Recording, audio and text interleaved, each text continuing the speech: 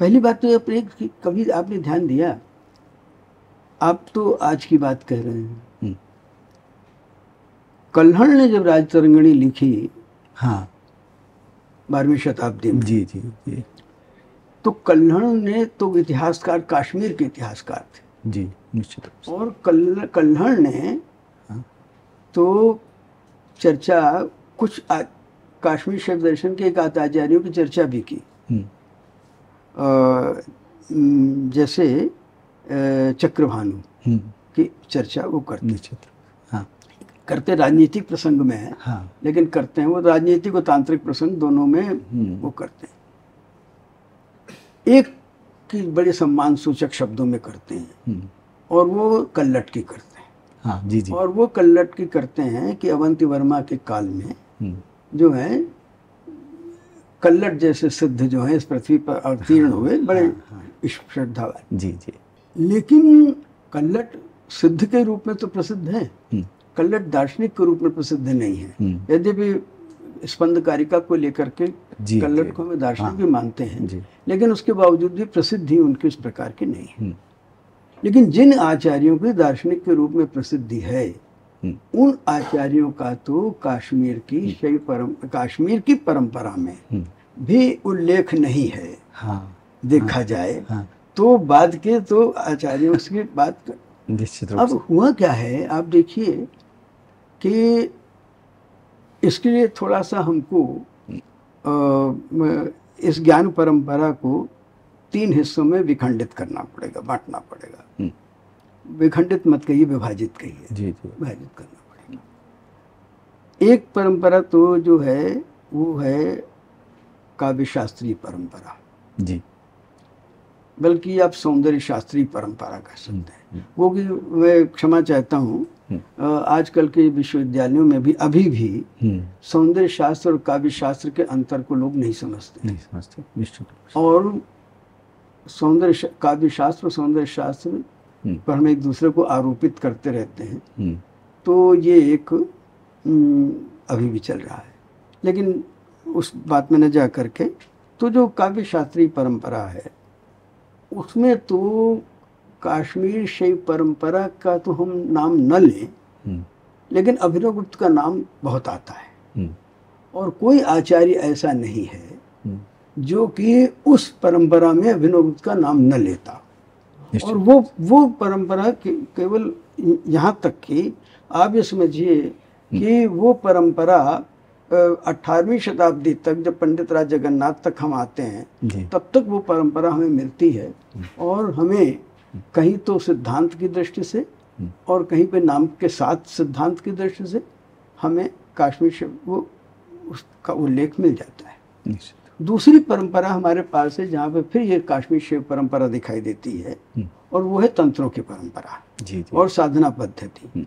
तो आप ये देखिएगा कि इस पूरी परंपरा की चर्चा हमें नेपाल में मिलती है और काफ़ी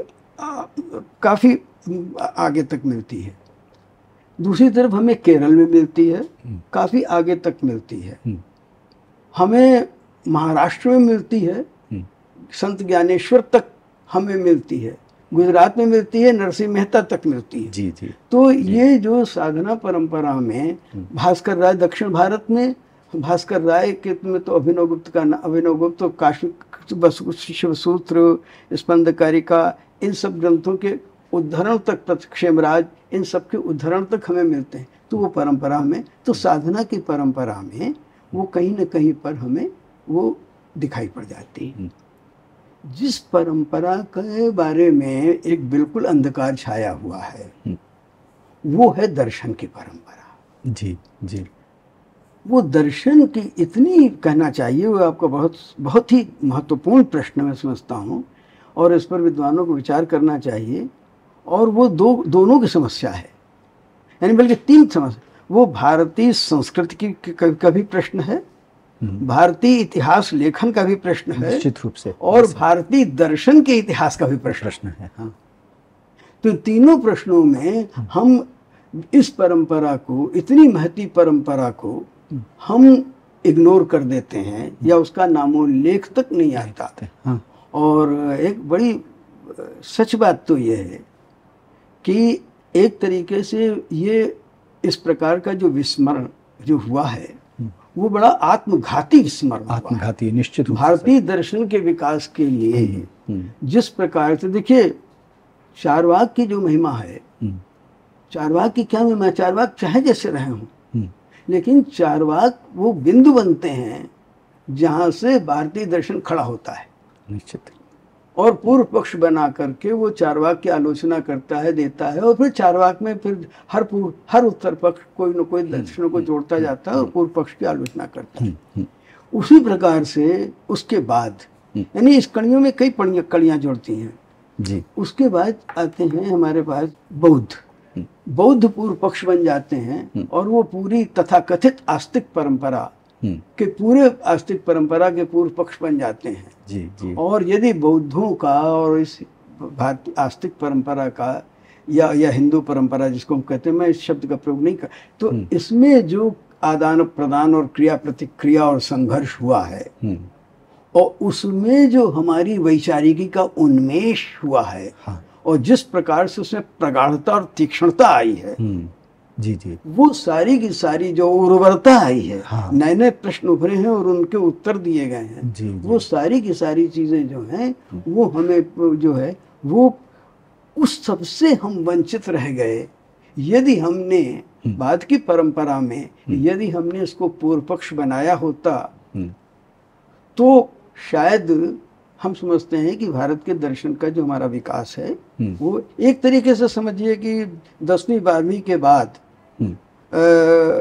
यदि हम गंगेश को छोड़ दें जी, तो एक तरीके से भारतीय दर्शन में मौलिक चिंतन बिल्कुल एक तरीके से एक तरह से रोक लग जाती है, अवरुद्ध होता दिखाई देता। यद्यपि आजकल के बहुत से विद्वान हमसे राय नहीं रखते, उनका कहना है नहीं बहुत चिंतन हुआ है।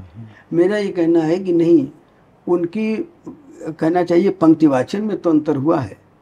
कई दफे कई समस्याओं को उठाने में हमने महीन समस्याएं उनमें की हैं, उनमें उसका तो अंतर हुआ है। हाँ। लेकिन दर्शन की जो मौलिक समस्याएं उठनी चाहिए थी वो इस पीरियड में या इस कालखंड में नहीं उठी।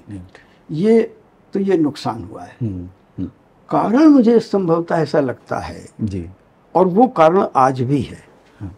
वो कारण ये है कि एक तरफ परंपरा ने या तो अब एक मुझे और भी कहना, केवल कला शास्त्री केवल काव्य शास्त्रीय परंपरा में नहीं, जो कला शास्त्रीय परंपरा है जैसे शारदधर हैं, शारदा तनय हैं, तो शारदा तनय इत्यादि में तो बिल्कुल कि हम बिल्कुल उस प्रकार से उनको, और उसके बाद जो वास्तुशिल्प है, चित्रकला है, उनमें भी खासतौर से दक्षिण के जो मंदिर हैं, चिदम्बरम इत्यादि का, बृहदेश्वर मंदिर, चिदम्बरम, इन सब में जो है वो हम इन परंपराओं की झलक पाते हैं। लेकिन दुर्भाग्य से ये बात सही है कि दर्शन का वो पक्ष हमारे सामने नहीं। मुझे ऐसा लगता है कि परंपरा में या तो हमने अब पूरी की पूरी काश्मीर शैव परंपरा को एक साधना की परंपरा मान लिया, और या उसे काव्य शास्त्र की परंपरा मान लिया, इसलिए लोचन आज भी चल रहा है।